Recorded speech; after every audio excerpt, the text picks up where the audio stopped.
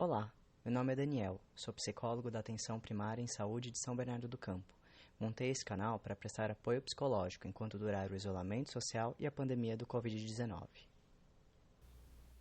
Olá, hoje a gente vai testar um equipamento novo, né? Recebi algumas questões, né, do pessoal falando do som, né, que estava um pouco baixo, não tinha como investir em muita coisa, era o que eu podia investir. Vamos ver se melhora um pouquinho o som, depois vocês me dão um retorno, tá bom? Se melhora a captação da voz, né, de a gente tirar um pouco dos ruídos externos. Aí vamos ver se melhora, depois vocês me dão um retorno. O tema de hoje é sinais sutis de ansiedade e depressão. E aí eu vou usar o sutil porque a gente vai falar de pequenos sinais, tá? E de sinais que eles não vão ser daqueles famosos estereótipos, né? De que ansioso é sempre alguém muito agitado, de que depressivo é aquele, ó céus, ó dia, ó vida, de que autoestima é só falar da imagem corporal. Então a gente vai quebrar um pouco desses estereótipos e pensar um pouco em pequenos sinais, né? De que a gente apresenta quando a gente está no nosso limite, que é uma situação que a gente tem convivido, né, com essa questão da pandemia, do medo de se infectar, de ficar doente, de sair de casa, de um isolamento social muito prolongado, de a gente não saber como é que vai ser amanhã. E aí eu ouço bastante, né, na minha experiência clínica, aquele famoso, nossa, aí veio do nada. E a gente vai quebrar um pouquinho essa ideia de que não é que veio do nada, é que eu não estava prestando atenção a pequenos sinais que eles apareceram ao longo, né, de um período. E aí, como eu não entendi que sinais eram esses, a impressão realmente é que veio do nada, porque eu não estava lendo pequenos sinais. Ok? Vamos lá. Eu vou colocar uma imagem, né, e uma historinha de que aconteceu com a gente logo no começo da pandemia.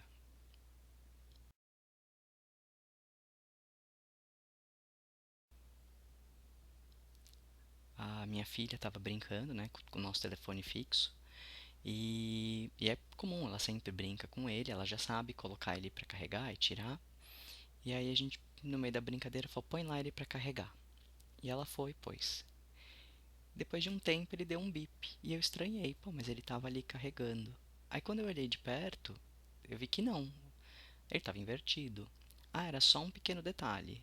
É um pequeno detalhe, mas que fazia toda a diferença. Ele não estava carregando, ele estava invertido. E aí, por estar invertido, né, um pequeno detalhe, a bateria toda descarregou e eu estranhei, né, que ele deveria estar carregando e ele deu um bip de que ele estava sem carga, né? E aí a ideia é um pouco da gente pensar nessa situação, né, de que às vezes são esses detalhes que vão mostrar pra gente esses sinais, né, de um desgaste, de uma bateria que acabou, uma bateria que se desgastou inteira e que eu não estava prestando atenção, porque aparentemente, num olhar, né, despercebido, estava tudo normal. Vamos pensar, né, que sinais são esses então que a gente precisa ficar atento, né, se eu tô vendo em mim mesmo ou nas pessoas que convivem comigo de que alguma coisa está estressante, está desgastante. Primeiro, irritabilidade. Então a pessoa está muito mais aquele famoso, né, a flor da pele. Ela tá coisas que agradavam não agradam, coisas pequenas que antes ela toleraria não está tolerando, né? Às vezes, né, um desagrado de tudo. Esses são sinais de irritabilidade. Ele é um sinal de que alguma coisa está me desgastando. Segundo sinal, alterações de apetite, que podem ser para mais ou para menos, né? Então a gente vai acabar descontando na comida, né? Às vezes para tentar preencher alguma coisa, né? Que também é um sinal do desgaste, que não tá legal, de que tô chateado, e aí tento comer mais. Para algumas pessoas é o comer menos, né? A perda do apetite. Então apresentar uma perda de apetite pode ser um sinal também, né? Desse desgaste, desse cansaço. Alterações de sono, né? Que também pode ser para mais ou para menos. Vai ter gente que vai perder um pouco mais do sono, tem gente que vai querer fugir do mundo, né? E ficar só no mundo do sonho, né? Só no mundo do sono, porque é melhor estar dormindo do que estar vendo tudo que está acontecendo. Então, para a gente também ficar atento a isso, para alterações de sono. Sonhos estranhos, sim. A pandemia traz questões, né, de uma situação extrema, né? E a gente tem relatos históricos de outras situações dessas em que sonhos muito intensos, sonhos muito vívidos, sonhos realmente muito estranhos podem aparecer. Então, se você está tendo sonhos muito esquisitos, muito vívidos, você está dentro da turma aqui que, né, está sofrendo uma alteração né, de sono, pode entrar na questão da alteração de sono, né, por conta do desgaste da pandemia mesmo, tá?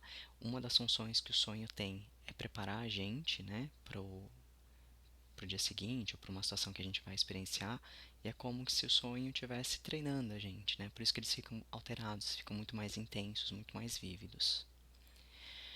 O outro sinal que pode aparecer, um medo e uma ansiedade mais intensa, né? Por quem ficou, para quem ficou muito tempo sem sair de casa, então ele vai se intensificar na hora de sair, muito daquela sensação, né? Eu não sei do que eu vou encontrar lá fora, eu não sei do que eu tenho que me proteger ou não. Então esse medo pode aparecer também, né, no receber gente dentro de casa. Fiquei muito tempo sem receber alguém, e aí um dia preciso fazer um pequeno concerto, um pequeno reparo, ou pedir comida, e aí eu tenho medo de encontrar as pessoas, porque eu fiquei muito tempo sem encontrar, tá? Isso também é um sinal de ansiedade, tá? E os famosos sintomas de conversão e dissociação. Então, eu tenho medo de, de ter contraído o Covid-19, por exemplo. E aí, eu o meu medo ele se converte em um sintoma físico, né? E aí eu crio uma falta de ar, né? A sensação é exatamente essa, né? De não conseguir respirar e na verdade eu não tenho nada, estou, né, convertendo o meu medo num sintoma físico. E essas conversões podem ser de todo tipo, né? A própria taquicardia, né? Suar, tremer, né? Tem gente que fica branco, tem gente que se contorce em tensão, tem gente que tem questões gástricas, né? Então, de ou reter ou soltar o intestino, são todos sintomas de conversão, são todos sinais, né, de um desgaste de saúde mental. Tá, e aí, Daniel? Bingo para várias dessas questões. E aí, o que que eu faço? Tô doente? É isso? Não, não necessariamente, tá? Lembra que são pequenos sinais, são bips, né? O telefone está lá sem bateria. Então a ideia é a gente poder pensar que não necessariamente porque ou eu apresentei isso, ou alguém que eu convivo apresente isso, de que ela está doente, tá? Não é essa a ideia. Mas é a ideia de que sim, está desgastada, sim, está no limite, sim, precisamos de um cuidado, né? E aí a ideia é que a gente tem que se cuidar, tá? Então, vamos lembrar que a pandemia realmente alterou muitas das nossas situações normais, né? Muita gente fala em novo normal, né? Em adaptação do mundo. Então a gente tem que lembrar que em períodos de estresse, né? Isso, toda mudança é um estresse. Então, em período de estresse, vai ter um período de adaptação, né? E a adaptação, ela vai desregular algumas coisas. Então, pode ser que eu esteja só me adaptando. Pode ser só que eu esteja cansado, que eu precise de um descanso. Pode ser que eu precise de um cuidado maior. Então é para a gente só ficar atento a isso. Que situação é essa que eu estou? Estou me adaptando? Estou precisando descansar e me cuidar? Ou será que alguma coisa já instalou? E aí eu peço ajuda, tá? Pedir ajuda, sempre reforço, né? É um sinal de força, não de fraqueza, ok? O que que eu tenho que observar então, né? O que a gente vai ter de critério para determinar se realmente eu preciso de uma ajuda mais profissional? Prolongação de tempo, tá? O manual médico, né, tanto o DSM quanto o CID, ele sempre pede um período determinado de tempo, por exemplo, 6 meses. Por mais longa que tenha sido a pandemia, não chegamos ainda neste tempo de 6 meses, tá? Então a gente vai olhar isso ao longo do tempo. E pode ser para outros sintomas. Tem gente que já tinha alguma situação prévia, alguma dificuldade prévia. Então a gente vai olhar sempre a questão da prolongação do tempo. Aparecer esporadicamente, de tempo em tempo, é normal para todo mundo tem alguma dificuldade, tá? Quando isso fica por muito tempo comigo, aí eu preciso ficar um pouco mais atento. Outro item que é para a gente poder ver é a intensidade do sofrimento, né? Junto com a questão desse tempo prolongado, né? Atrapalhar é normal. Alguns sentimentos realmente atrapalham a gente, né? Ter muita vergonha, né? Ter receios, ter medo, atrapalha, mas ela não é impeditivo. É um sofrer, incomoda, mas ele não é intenso ao ponto de me paralisar. Quando eu fico paralisado, esse é um sofrimento intenso. Deixei de fazer algo, tá? Então, essa é geralmente a questão da intensidade que a gente observa. Outra questão são as complicações associadas, né? Então, eu começo a perder emprego porque eu tenho, por um tempo muito prolongado e um sofrimento muito intenso, paro de ir para o trabalho, né? Tenho muitas faltas. Ou então perco relacionamentos porque me faço, né? É, por um tempo prolongado, um sofrimento tão intenso que faço coisas que eu, né, ou desagrado ou não consigo me relacionar. Então, essa é uma complicação associada. E é aquela que a gente mais fica atento, né? A gente, digo, né, os profissionais de saúde, a ideação suicida, né? Porque às vezes ela pode aparecer, ok? Então, se alguma dessas estiver nesses níveis, a gente procura ajuda. Sempre reforçando, pedir ajuda é um sinal de força, não de fraqueza. E mais um dos itens, né, que aí é o comprometimento significativo do funcionamento cotidiano e social. Então, para a gente pensar que é algo que, né, entra bem nos exemplos que eu dei, né, de perder emprego, de perder amizade, de perder relacionamentos, de a gente parar de funcionar, né? Então, não consigo nem sair de casa, não consigo fazer mais nada por um tempo bastante prolongado. Vamos lembrar isso, né? Uma vez que alguém, né, ficou com receio de sair, de fazer uma atividade, ok, isso é normal, todos passamos por isso, né? Agora, por tempo prolongado, por repetições de vezes, né, muitas vezes, e aí entra com essa questão do prejuízo da vida social, perder emprego, perder relacionamento, perder todas essas questões de que a gente precisa ter na vida cotidiana. Então, quando começa a trabalhar isso também, aí é o momento de pedir ajuda, ok? Aí, de novo, Daniel, um monte de bingo. Bati em alguns desses bingos. O que que eu vou fazer? O que que eu faço? Eu que estou em casa aqui sozinho. Então vamos pensar. Vou retomar os outros vídeos, tá bom? Alguns deles a gente já tocou em alguns vídeos, vamos retomar o que estava lá. No vídeo do como lidar com a raiva, a gente trabalha bastante a questão do exercício, o exercício ser constante, né? Então, eu preciso ser capaz de lidar com algumas doses, né? De raiva, tristeza, ansiedade. Naquele do vídeo do como lidar com a raiva, o sentimento é a raiva. Mas a gente pode trocar por qualquer outro sentimento negativo, né? Preciso lidar um pouco com a minha tristeza, com a minha raiva, com a minha vergonha, com a minha timidez, qualquer que seja. Então, eu vou treinar, tá? Ensaiar em casa, manter um treino constante, criar uma capacidade de lidar com um pouco disso, sem que para mim isso seja o fim do mundo, ok? Qualquer coisa retoma o vídeo, vê lá, aplica, né? Só trocar a questão da raiva para esses outros sentimentos.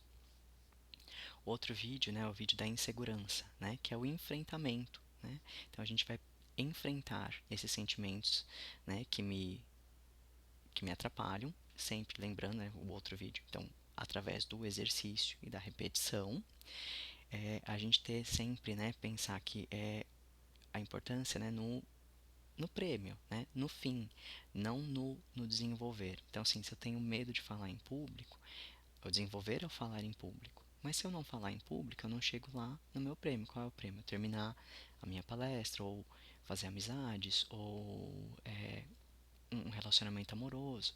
Então eu tenho que ter sempre o olho lá, né, a visão lá na frente, naquilo que eu quero alcançar. O trajeto pode ser complicado, faz parte, mas se eu não ver aonde eu quero chegar, né, eu vou ficar sempre parado. A gente até usou, né, a Rapunzel, era aquela questão, né, do filme do Enrolados, dela poder sair da torre. A vontade de ver era muito maior, né, aquela coisa das lanternas, do que ficar presa. Então a gente poder balizar, né, esse enfrentamento, porque vale a pena. Outro vídeo que eu já coloquei, né, de quebrando ciclos negativos, que é a questão da gente poder mudar as repetições do cotidiano. Então, se eu já começo a entender aquelas sutilezas, onde está aparecendo, me resguardo para descansar, começo a perceber que algumas repetições eu posso trocar, eu vou estar muito mais no controle. Então, a sensação de estar no controle, aplicando, né, a questão do enfrentamento do vídeo da insegurança e a questão da repetição, né, e do treino do como lidar com a raiva. E aí, por último, vou deixar alguns filmes para reflexão, tá? E aí a ideia é, talvez esses filmes vocês vejam que, né, alguns sintomas nem são tão sutis, né? Alguns são até, inclusive, bem visíveis, né? Bem desses intensos que atrapalham o cotidiano, né? Eu não, dos filmes que eu tinha na memória, assim, não consegui lembrar de algum que tivesse alguma coisa tão sutil. Resolvi pegar esses que tinham as questões mesmo, né, das mais intensas.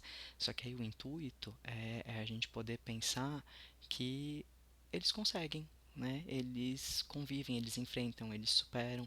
Então é um pouquinho mais para a gente olhar para esse outro lado, né? De que dá para enfrentar.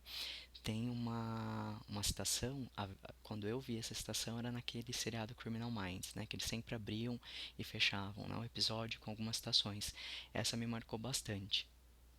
É uma citação do Gilbert Chesterton, e ele diz, né, que os contos de fadas existem não para mostrar para a criança que os dragões existem. As crianças já sabem que os dragões existem. Os contos de fadas, eles servem para mostrar que os dragões podem ser vencidos. Então, a ideia da reflexão desses filmes também é isso. Nem tanto se atentar aos sintomas ou aos problemas que eles tinham, mas para a gente se atentar de que dá para enfrentar, dá para mudar, dá para contornar, dá para conviver, dá para ser uma vida que dá para ser levada apesar das dificuldades, ok? Espero que faça sentido para vocês, espero que vocês consigam se observar, espero que vocês consigam ficar atentos também a alguns sinais das pessoas que convivem com vocês, né, para a gente poder prestar um auxílio. E aí, no próximo vídeo que eu vou colocar nesse mês, a gente vai conversar um pouco então sobre o que fazer com as pessoas. Esse aqui é um pouco mais pra gente, né, pra gente se olhar, né, para a gente poder olhar para si mesmo, poder trabalhar as questões dentro da gente mesmo. E no próximo eu vou colocar a questão de como que a gente convive com quem tiver sintoma, porque às vezes não sou eu quem tenho, né, mas convivo com alguém que tem. Então no próximo a gente vai falar um pouco sobre isso. Então, fiquem bem, até a próxima.